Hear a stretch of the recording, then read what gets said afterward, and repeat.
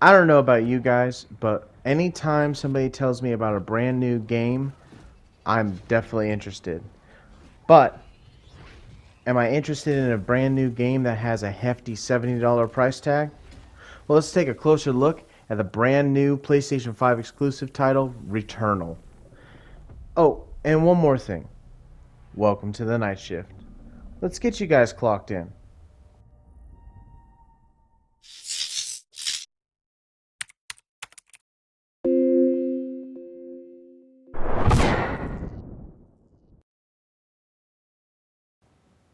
How's it going, everybody? It is I, your one and only shift leader, Logan, and it is time for another review. And this time, it's a review over the brand new PlayStation 5 exclusive title, Returnal.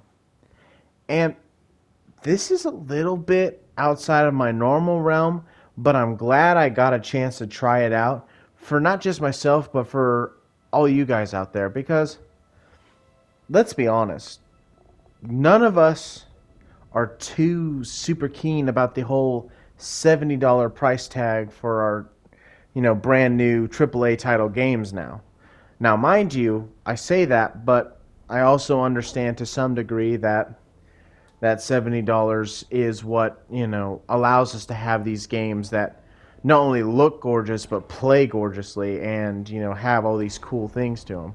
But it just goes back around to, okay, but that also, at least for what I'm trying to do, is I'm trying to help everyone here, know what these games are ahead of time, so you don't waste that $70 on a game that you might play one or two times and then be like, I'm done. I hate it. And you might do that for this game, because if you didn't know, Returnal is a absolutely punishing and brutally difficult game. It is a roguelite game, and it will make you pound your head into a wall. But we'll get all into that. If you haven't joined us before, please be sure to leave a like, comment, and subscribe to the channel while you're here, because it helps us get out there for all your friends and your family to see, and so more people can see this. But today we're doing our reviews, and we grade this on a 4-category scale. We go over story, we go over gameplay, and we go over audios and visuals, and then any bugs or issues that we came across the way. So, story. At least what I know anyways, about Returnal is that you play as Celine.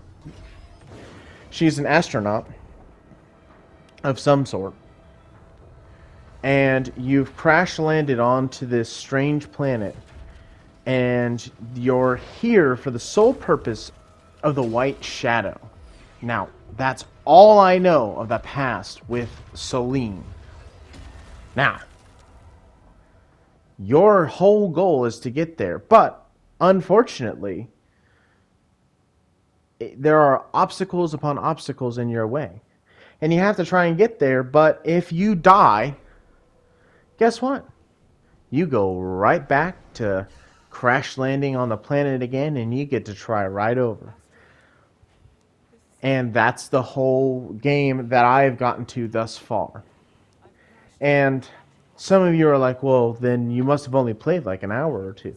No, no, I've probably logged in about, I have to say, at least 24 to 26 hours into this game.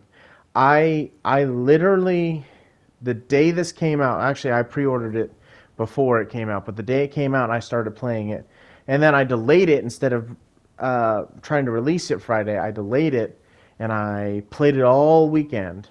And I'm bringing it to you now here on Monday, and I've played it non-stop, and I have found out that I suck at this game. But that's beside the point. The point is that that's about all I know story-wise. And that's just because I'm struggling. But there are lots of cool lore and interesting little things that you learn as you go. And this one thing that I thought was cool for the lore of this world, and kind of so you can learn more, is that you grab these glyphs that are spread out along the world, and those allow you to translate text on these, I want to say, like ancient like pillars or whatever, and they tell you certain things that have happened that may explain what's happening on the planet. But then turn around, and as you can see on the screen, you find your dead bodies. There are dead Selines everywhere, and a lot of them will have a recording from Celine, and they'll tell some, like, her thought process on some stuff, and it might explain the situation that you might be coming up to, or like how many times she's jumped or something like that. It's really cool story element to it that keeps you going. But unfortunately, that's all I got on story. So we'll go ahead and move on to the gameplay, which this is where I think this game truly and honestly shines. Because if you didn't know, PlayStation 5 has the cool and new haptic feedback and adaptive triggers, and this game does a phenomenal job at utilizing these new systems to enhance this gameplay. It like, for instance, right? The controller, while you're running through an area where there might be rain, you will feel like little spots in the controller where it vibrates in like individual spots to make it feel like rain is hitting your character. Not to mention any like action on screen, like if there's a big enemy to the left of you, your controller will vibrate on the left side. All those things just help with that immersion. Now, I'm going to say it. I might get a little flack for it, but I'm going to. The adaptive triggers are both really cool and a bit of a hindrance slash really steep learning curve for, I'm going to assume, more than me, but for me at least. Because the adaptive triggers, what they do, not only do you have the, with every shooter that's come out recently for the PlayStation 5, where you push down the trigger to shoot, you have that little bit of resistance so you feel like you're pulling a trigger. But the aim down the sights trigger, if you start to pull it down, you will meet some resistance. It's, I would say, a little bit less than halfway. But if you pull that far and stop before the resistance, you will aim down sights and be able to shoot your weapon regularly, however way that is. There are, like, at least from what I've seen, pistols, assault rifles, shotguns, so you can shoot that way. However, if you push through that resistance on the aim down sights, you will enable alt fire mode, which you won't have at the beginning, but you do get it later in the game. And it's one of the game's many aspects that they add. And the alt fire is really cool in terms of helping you gameplay wise. But here's where I found the steep learning curve, and that's, you can only shoot that alt fire when you pull through that resistance. And once you shoot your alt fire, which is usually, unless it becomes bigger later in the game, a one-shot deal until it needs to recharge. So once that's done, you think, okay, well, it then just starts shooting normal, right? No, if you keep your trigger fully pulled, you will just keep getting the, hey, I need to recharge, and you're not going to shoot a thing. So you then have to let off until you just aim down sights normally. So it had a little bit of a learning curve. It was a little bit difficult, but by no means am I saying that that's like a, oh God, curse them for that. It was a choice, and I appreciate it. It still really makes the game fun and interesting, and I'm sure there was maybe a different way to do it, but I give them props for trying. So, other than that, this game is pretty straightforward. I mean, it's a shooter, it's a roguelite, so you're facing multiple enemies, and as you've seen several times, I've already gone through some battle scenes, and so you can see that they usually they do physical attacks if you get close enough, but for the most part, they shoot these colorful orbs of some sort to attack you, and there are some different attacks, but usually it's some bright light of some sort that you can avoid. So it's a lot of avoiding and getting hits in when you can.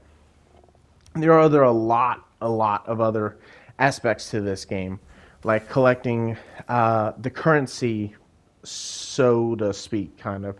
It's not really currency, but it's how you craft things, and I'm gonna butcher this name. I know I will, but I want to say it's like oddities or whatever. I don't know. I think it's like oddles or something like that. And it's basically this: enemies drop it. There's pillars that you'll later be able to get them from, and there's little tiny capsules of them that you can get. And the more of those you have, the more things that you can then do to upgrade your character, like. You can increase certain stats. You can get artifacts which do certain things, like maybe make a shield or increase a stat or something like that. Or even just something simple as just a healing artifact, a one-time use consumable. So there's all of that, and you would think, oh, that's a lot. That's got to be it. Nope. There's still more to this. There are parasites, which can attach to you, and they add buffs and debuffs. So that's a layer to this game which really adds to it, because you might come across a parasite that gives you plus 30% damage to your weapons. You're like, oh yeah, but then it's like, hey, by the way, I also make it 5-second added on to your dash ability. Oh no, because dash is really important in this game. So you have to really think about that kind of stuff as you're looking at that. There are also things called malignant items. It can be literally anything. There are malignant keys. There are malignant healing items, stuff like that. And basically, if you choose to interact with that item, however it be, you are accepting that, yes, I'm taking this, but I'm also getting a malfunction of some sort with me or my character. Which usually, depending on your parasite or whatever, can be easy to fix or very difficult to fix. I've had some where it was just something simple like kill 5 enemies or collect an artifact. And others, it's like, collect 400 oddity or whatever. And that's really hard to do. So, you just have to be careful with that kind of stuff. Aside from that, the next category is audio and visuals. And we all know this game looks gorgeous. I mean, it uses the ray tracing, it uses, top of the line, graphics and frame rate that it can get. And I know there's been a lot of people out there talking about how it dips from 60 frames to 50, at its lowest point.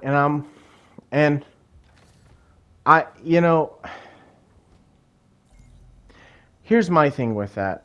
Yes, I would love to at some point get to a locked 60 frame, but upon playing this game, it doesn't hurt the game at all.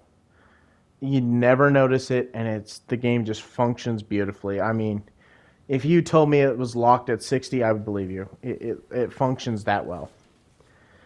So,